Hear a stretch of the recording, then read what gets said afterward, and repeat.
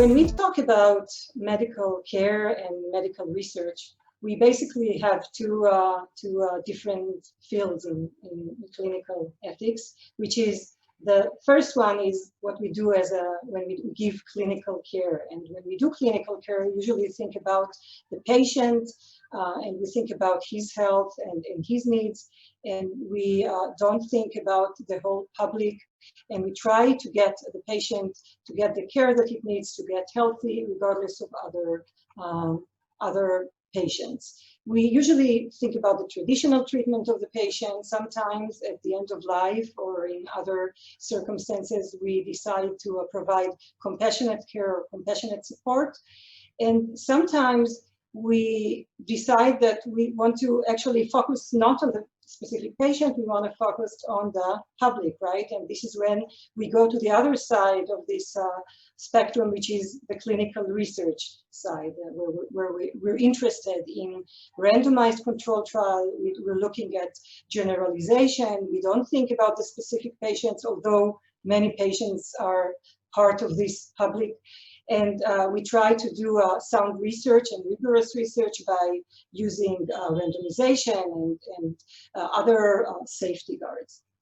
And usually we have like those two sides, but in an epidemic or in a pandemic, we sometimes have actually two other creatures that we use. One of them is the emergency use authorization, and the other one, very similar, is the Mary, which is basically monitored emergency use of repurposed drug and interventions. And this is what we usually try to get into when we're talking about the standard of care during an epidemic and pandemic. And sometimes we decide to give a large group of patients some kind of medications, even though it didn't go through the 3 phases of FDA, maybe even three, maybe even 1. Really depends on the medication, and there's a lot of other interests that we use to make a decision regarding that. And this is the expanded access program. We've heard about the expanded access program lately. During this epidemic a few times.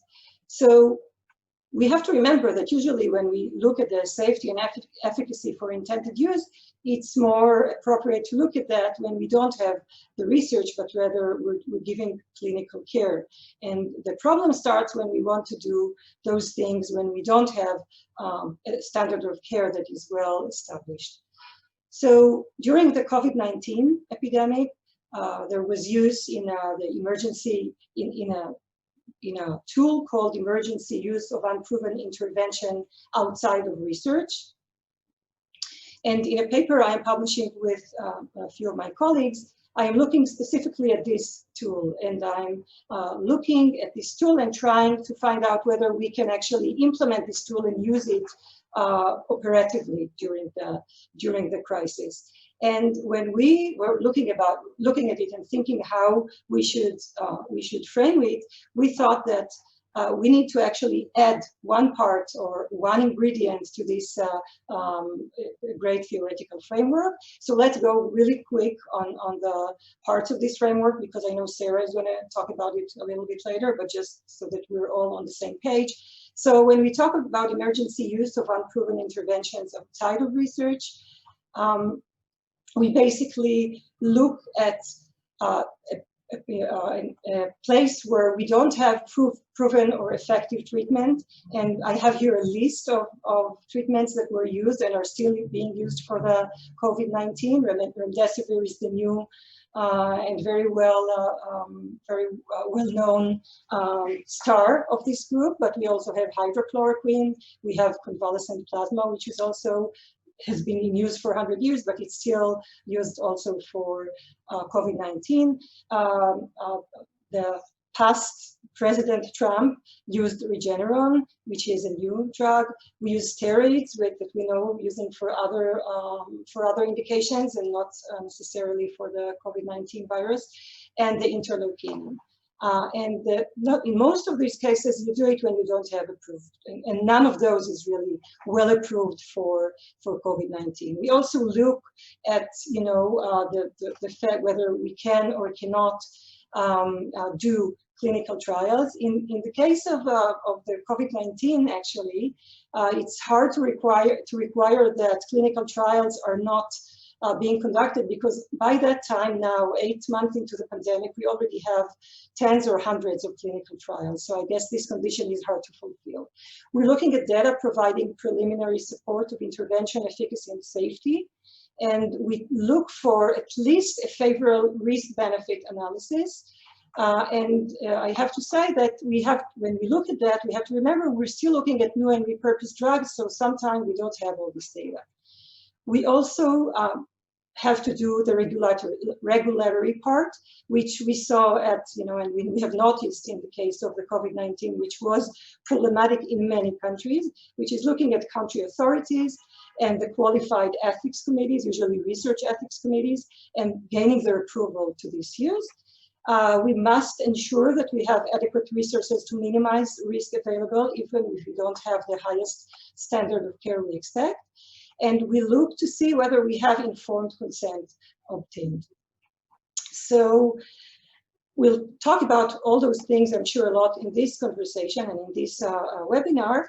But the last thing that is being required for this theoretical framework that was actually built after the Ebola virus disease in 2014 is that the emergency use is monitored and the results are documented and shared in a timely manner. And this is important because if we have pieces of data from many places, we want to get and gather them all together and see whether we can come out with some kind of a better understanding of what's going on and find out how we should handle it. When we talk about Marie, the suggestions of the Pan-American organization was that we need actually to build a protocol. The protocol will allow us to make operative this whole idea of using this framework. And it's important for the generation and aggregation of knowledge. We have to remember our moral obligation towards the patients, and this is why we're here today in the ethics symposium. And we have to think about those things as well. So what we, in our paper, which is going to be published, thought about is that we need another, for these 7 parts, we need another ingredient for this framework, which is the reevaluation, the frequently reevaluation and publicization, wow, that's a tough word, of the intervention efficacy and safety, following a protocol. And since most of us were coming from the risk management fields as well, we were thinking about the Act, Do, Plan, Check Act, the PDCA Act, which is basically, and I won't go deep into it because we really don't have the time, but you can read it in the paper, is that we actually want to make sure that all the data that is gathered along the time of research during COVID-19, which is changing every day, right? We used to treat patients with things that today we are not willing to give them because they had bad results. We have to do this continuously. That's why we call it dynamic monitoring. We really need to reevaluate and publicize. It's not enough to monitor it. We really need to reevaluate and go through it in order to see the efficacy and safety. And, and this would lead to better research. This is what we argue.